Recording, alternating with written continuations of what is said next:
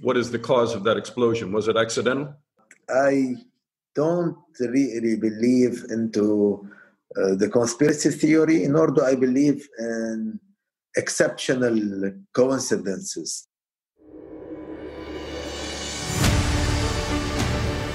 Hi everyone, I'm Dana Lewis, and welcome to this special edition of Backstory, Beirut in Crisis.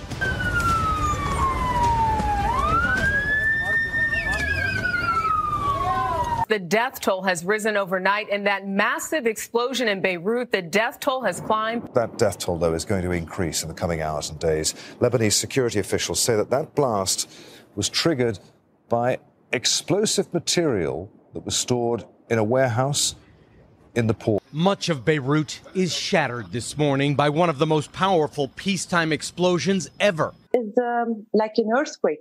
It was like a nuclear bomb. I couldn't even take my breath. As a reporter, I've been to Lebanon. There is always, it seems, some national meltdown or political gridlock. This is something else. A massive explosion in Beirut shattered the city. A blast so intense, it was felt 150 miles away in Cyprus. 135 dead, 5,000 injured, 300,000 displaced from their homes. First, it was a fire in the port at around 5:54 p.m. Then 14 minutes later, initial reports say 2,750 tons of ammonium nitrate that had been stupidly stored there detonated. The big blast makes the Beirut event one of the most powerful industrial explosions on record. In this backstory, we take you to Beirut and talk to the former foreign minister. But first, here is a friend who is also a part-time producer and full-time businessman who is trying to survive, and he's taking time to help others. Joining me now from Beirut is Dany Khoury, who is a businessman and somebody I've known for a long time, and he's helped journalists in Lebanon, and he's a good friend. And Dany, how are you doing? Hi, Dana. How are you? I'm good. I'm good so far. We survived this one. How close did it come to you? Well, Dana, as you know, I'm in the bar business. So I was actually at one bar that is about 2 kilometers away from the blast, but we own another bar that was just like 300 meters away from the blast, and that was deadly. Luckily, none of our staff died, but only injuries. But we lost a lot of friends in that area. It's an area full of bars and restaurants, and it's very vibrant, full of tourists as well. But the only good thing that I could say about this blast that it was the COVID-19 had a bit of restrictions about bars. They were not supposed to open, only restaurants and restaurant bars that could open. So luckily, the bar visitors were not there. Usually they come early for happy hours, and otherwise it would have been a massacre.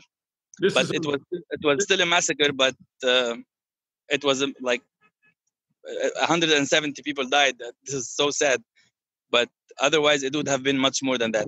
This is on Germaisi Street. It's the stretch of Gemaisi and Mar Mikhail. As you know, that the port is stretched along that area towards the seaside. So Gemaisi and Mar Mikhail are like one long street. Actually, they're connected to each other. So I was reading today surveys that there were about 280 restaurants and bars in that area that completely destroyed, like a total loss. I mean, there are hundreds of, I love that city. It's beautiful. And you and I have been on Gemaisi together, and we've eaten there together. And I love Beirut. It's a fantastic city. But there are hundreds of buildings that are gutted by this, and some of them are going to fall down. I mean, the damage it's almost too difficult to describe to people, right? Well, Dana, there are about maybe like 20,000 buildings that were like partially destroyed. Maybe a few thousands that completely demolished, like grounded, leveled. A lot of like the new high rise that were built there. They're all like modern buildings with like full of glass fronts, and they're like lofts, kind of apartments. Those were the buildings where a lot of people actually died over there because of the size of the blast was like humongous. Like I still, every time I go there and I look at the rubble, I am shocked again and again, and every day I go there and like I'm still shocked. I cannot still imagine it in my head. Dany, So you've been running a soup kitchen for people. You've been doing free food, have you? Well, it's exactly. I started a new conceptual store that's a bit far off that's the place where I was actually. So we only lost the glass door over there.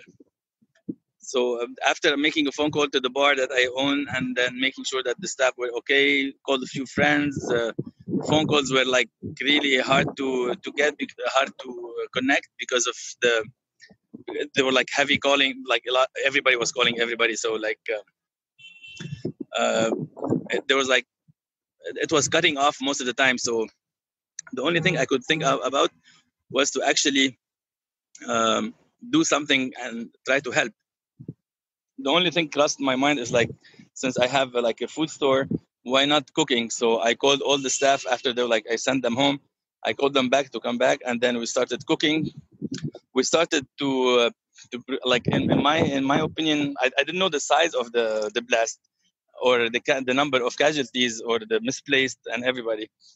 So I thought of making, I don't know, 50, 60 meals, whatever I'm able to do.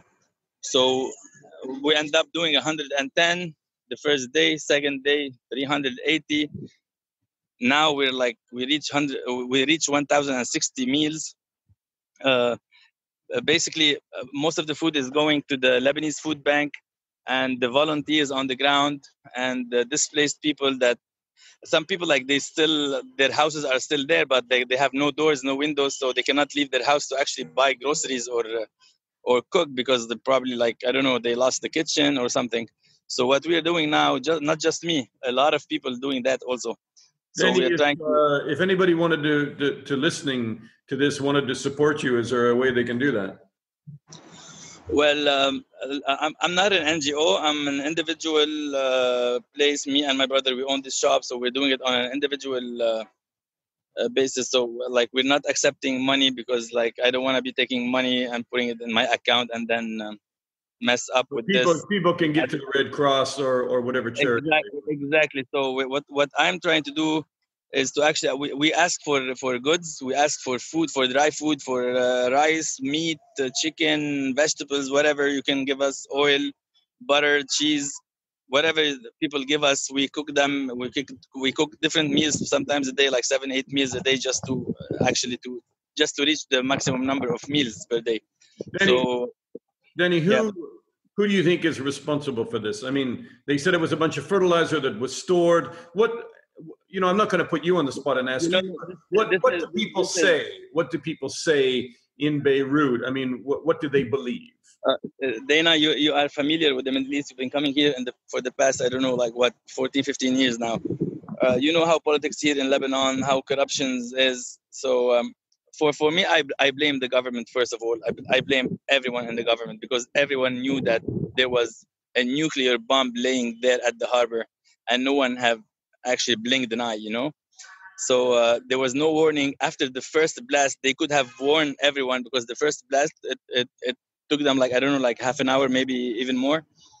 And then the second one exploded and destroyed the city. They could at least have sent a warning to people to leave that area, knowing what they were hiding over there.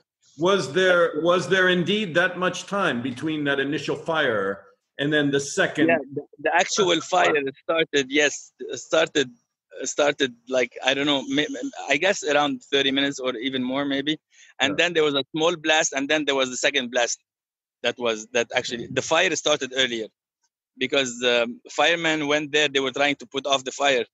And this is when the second explosion happened, and then killed almost everyone and destroyed half of the city.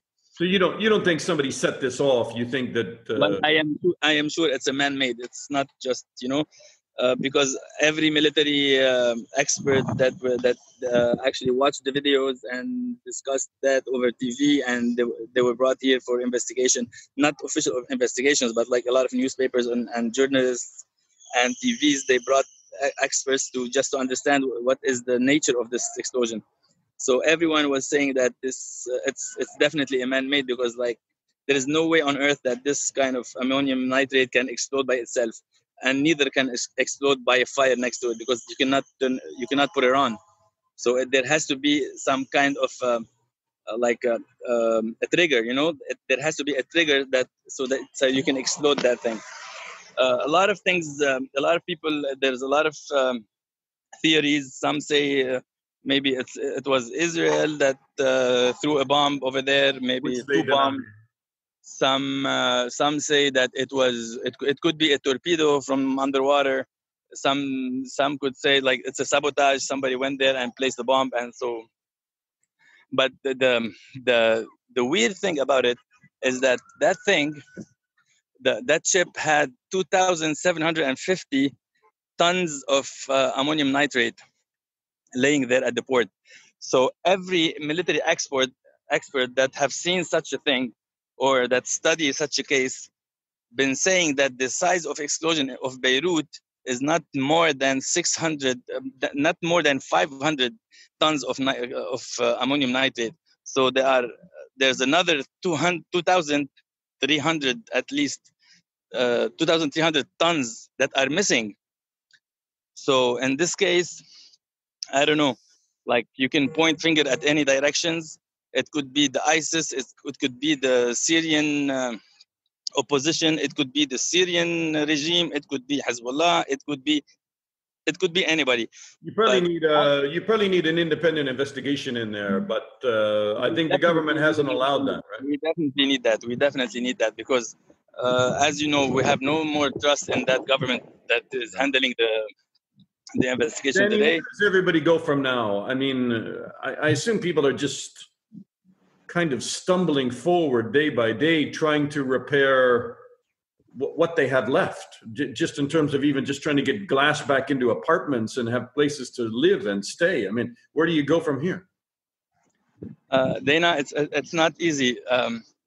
Maybe you've seen footage, maybe you've seen the radiance of the explosion, maybe you have an idea about the size of destruction, but no, you don't. Actually, you have to be here and see with your own eyes the size of destruction. We apparently need I don't know, 50, 100 type of large ships full of glass to cover all the windows and doors that were broken. It's 15 kilometers away from a radius of the blast that you see glasses were shattered all over. It's just unfathomable. It's just hard to imagine how much damage. You can see in the photographs and some of the video, you see some areas, but you can't understand. Yeah, I know. I saw footages before I saw the actual place. Before I went there, and I was like, okay, we know, we've lived that. I lived the Civil War. It was it's just like any other bomb, like a big bomb, not big deal. But no, when I went there, it's massive. It's incredible. You cannot see the end of it. You cannot see the end of destruction. You are at one point where everything is leveled to the ground, but you cannot see how far it is. It's too far, man. It's like a desert. The hole that the explosion made on the enforced concrete at the port, at the harbor, was actually 42 meters deep. Incredible. That's enforced concrete that was broken and destroyed into pieces, and then down in the water, and you know that water can take a hit. So it was 42 meters deep. That's crazy. This is we were nuked, man. We were nuked. Literally, we were nuked. Dany, with no radiation. I mean, Beirut and Lebanon was already reeling from COVID-19, right? The economy was already collapsed. COVID-19. It was COVID-19, and it was also the economic crisis that we've been living on since last August. Actually, it's been like a year now, where in October 17, everybody went down the street because of the exchange rate of the dollar. It was going too high, and there was like a lack of dollars. You know, like if you need to buy things, we actually import everything. So we need to pay for that goods that we're importing, and we were missing the dollars. So a lot of protests started going on the 17th of October last year because of the economy situation, because of the lack of the dollars, because of the unstable politics. So the Lebanese people were like really suffering. It's been over 2 years, but it started to show about 17th of October where like everybody went down. Like Beirut and Lebanon is not going to recover unless there's an international effort to come in there and help finance reconstruction. You know, I've been like, I always thought about that, and we just don't need international aid for reconstruction. We just need an international aid to make at least the reform for this government, for this system that we're living in. Cut down the hands of thieves and corrupted politicians and parties here in Lebanon. And we have hope. We're hardworking people. We know how to manage things. We're all over the world. I know that all Lebanese around the world would come back and build Lebanon again and again and again. But this time, we will not build for politicians that will destroy after that. Dany, thank you for connecting, and my heart goes out to everybody in Lebanon and in Beirut. Take care, my friend. All right, Gebran Bassil is the former foreign minister of Lebanon and speaks to us from Beirut. Gebran, first of all, how are you? Were you affected by this blast yourself? Everybody was affected in Lebanon. Thank you for receiving me. I know it's getting great attention everywhere because this is a blast that is disastrous to the country. Everybody has somebody who was hurt or a place that was demolished.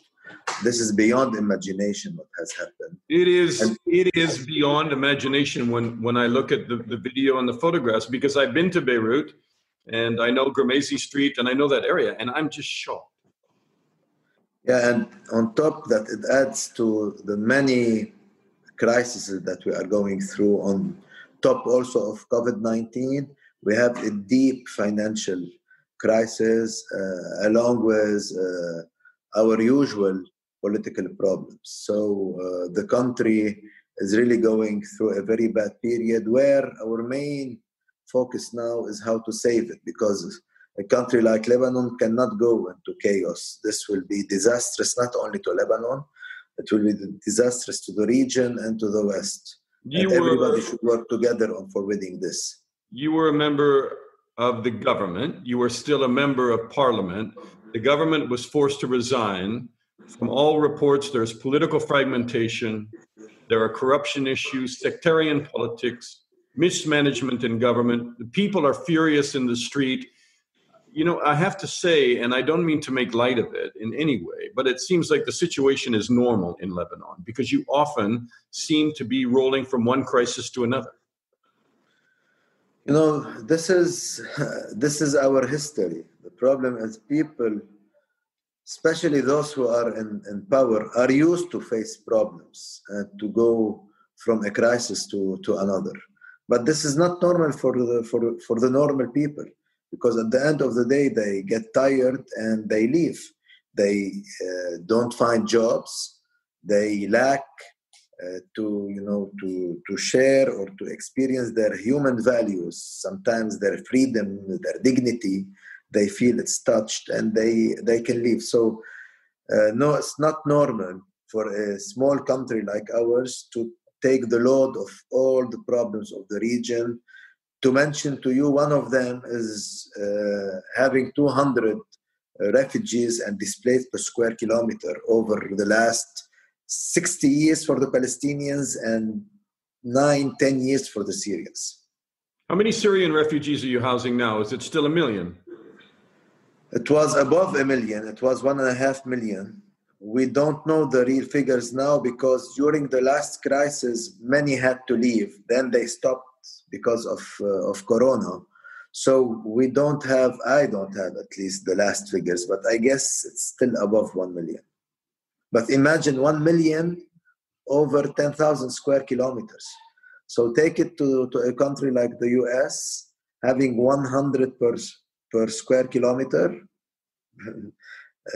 and take the figures. You will see if you can cater for 200 million, let's say, another nationality coming all of a sudden to your country. The Hezbollah are blamed right now for a lot of the problems in the country, the economic mismanagement of the country. Lebanon was already on its knees, as you mentioned, financially before this happened. All of it aggravated by COVID-19. Would you honestly go back in a coalition with Iran and Syria's puppets? No, actually everybody is in coalition in Lebanon with Hezbollah. They are part of the parliament and they are part of every government since years. And the national unity governments, when we say a national unity government in Lebanon, it means that it includes everybody.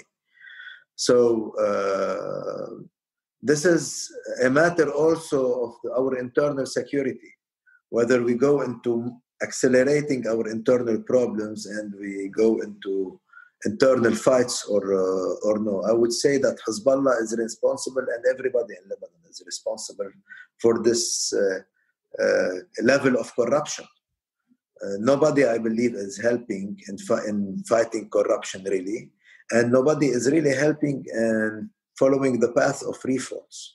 Yes, this is where we, as Free Patriotic Movement, we blame everybody, including Hezbollah. But you were in the coalition with them. Yes. So yes, aren't you by cooperating with that party, with that group, with an organization that the Americans still consider a terrorist organization? Are you not encouraging this state within a state? In Lebanon, Hezbollah are elected. They have the biggest portion of voters in Lebanon. So the problem, if anybody has a problem with Hezbollah, it's not with a small number of people, a group of people. It is a whole population. Are they changing? Are they changing? Because you talk about people, I don't mean to interrupt, but you talk about people being disillusioned right now with corruption and some of the problems. Is there another faction emerging, not within the Hezbollah, but maybe apart from the Hezbollah, where people say, okay, we don't want these parties that are aligned with Syria or Iran. We want Lebanese only parties that are going to try to get our economy and our lives back together. The problem in Lebanon is a sectarian country, and we have what we call the consensual democracy. So everybody has to be on board, and every confession has a veto right. And Hezbollah and Amal, which we call the duo Shia, the Shia duo, they represent the big majority of the Shias, above 90%. So people still follow them. And excluding them is excluding a whole community. And this does not work in our consensual democracy, in our confessional system. So again, as I told you, it's not isolating or putting apart a small group of people. It is a whole community that is part of your society and that is embedded everywhere. So you cannot treat the matter of Hezbollah in Lebanon like being a terrorist organization, because they are not considered as such, because they are resistance against Israel. And second, I told you, you cannot accuse all the Shias of Lebanon of being terrorists and outlaws and put them outside the government and the parliament where they are elected. Is that a mistake by the United States then, to kind of treat the Hezbollah as a terrorist organization and not understand fully the sectarian politics within Lebanon? This is a major difference that we have with the United States, because we believe that the policy of isolation that the US adopted before with many countries did not help. with Cuba, with North Korea, with Iran, with Iraq when you had the dual isolation policy. I believe engaging with people and with countries, for a big country like the US believing in democracy and the acceptance of the other, I think it's more useful, and it gave better results before. Isolation can create more extremism and more fighting, which is not helpful for our region. What is the risk if countries that have a little more economic muscle, like Britain, like France, like Germany, like America, if they don't help Lebanon right now? What is the risk? The risk to peace, the risk to security in that region? The risk is what we have always warned about, that you have a chaotic situation in Lebanon, which will encourage people to go to extremism. To extremists and terrorists will take Lebanon as a hub, unfortunately, where immigrants will not be able to stay, the displaced and the refugees, and there will be an overflow from Lebanon towards the region. The same that happened from Syria towards Europe, and look how Europe were unable to sustain the number of Syrians that a small country like Lebanon sustained for over 9 years now. The whole continent of Europe was not able to absorb the number of Syrians that Lebanon absorbed. So imagine more and more will come. This will create a reaction from the rightists in Europe refusing, and this will create more division within the Western societies also. Lebanon is a model of tolerance. When you break it and you make it fall, what will emerge from this? An empty model, which is extremism. Let me come back to where we started, because I know you have limited time, and that is, first of all, do you believe what is the cause of that explosion? Was it accidental? I cannot frankly tell before the investigation ends, but I don't really believe into the conspiracy theory, nor do I believe in exceptional coincidences that came all together. The way the political results of that blast also are intriguing, and as if something was really prepared before, as if this is a way to have a different engagement with the Lebanon. I hope it will be a chance to open up to Lebanon again and to help the country to go over this crisis, because I think it will be a very big mistake to let Lebanon fall, because this is a place that is open, to the west and to the east, and it can be bridging for peace, for stability in the region, and it can be really a good backyard for Europe, and the same for the Mediterranean. So whatever is the cause of that blast. You just said two things to me, and I found them contradictory, and maybe because you haven't decided in your own mind, but just to be clear, you don't feel it was an act of terror, but at the same time, you can't discount that maybe it was. Is that essentially what you said? Somehow. Because the evidence until now, nothing shows that there is something coming from outside. It can be a sabotage, but there should be something from outside that triggered it. And at the same time, the political results are as if, you needed that blast to start a certain process. Well, what I'm trying to say is that process can take us to put more pressure on Lebanon and make it fall, or it can take us to another path that opens up to Lebanon and gives a chance for the country to breathe. Gebran, you've toured, no doubt. I know you're in Beirut. You've probably been going out to these neighborhoods and these buildings, and I've heard there are hundreds of buildings. I mean, is there a price tag on reconstruction, repair? What does the international community need to do to help Beirut right now? I think the best idea is for each country willing to help to take on its own the reconstruction of a building, of a street, or of a whole neighborhood. Because Lebanon, and especially Beirut, has an antique architecture that is inherited from the French mandate and from Western architecture, and we should preserve it. And I think talking about architecture is boring, but when you go to Beirut, you really understand love for architecture, because you drive through those streets and you look at those buildings and they're beautiful, and it is a lovely, lovely city.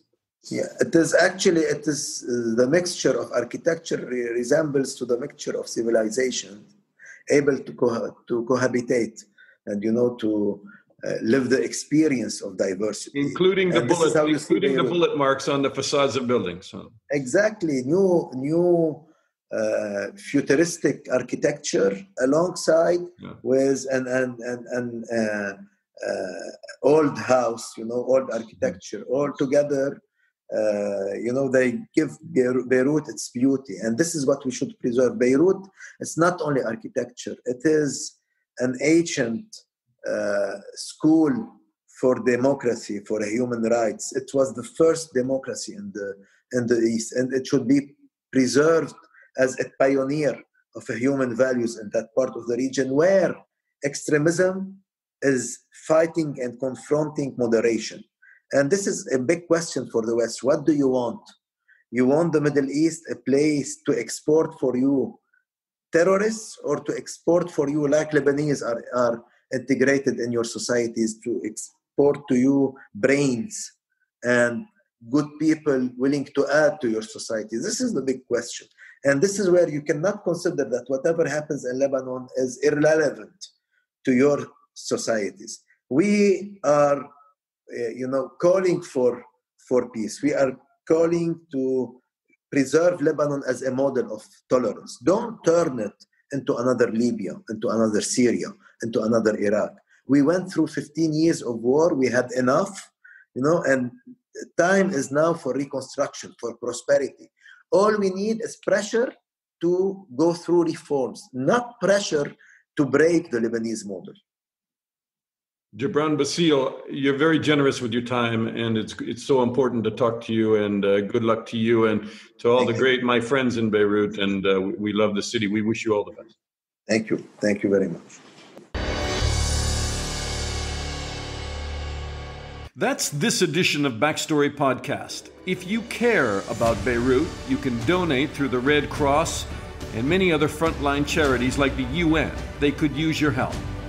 Please subscribe to Backstory and share wherever you listen to podcasts. We're on every major podcast platform, from Apple to Stitcher to Overcast.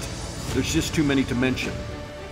I also post the video portions of my interviews on my YouTube channel, so you can watch them there as well. I'm Dana Lewis. Thanks for listening, and I'll talk to you again soon.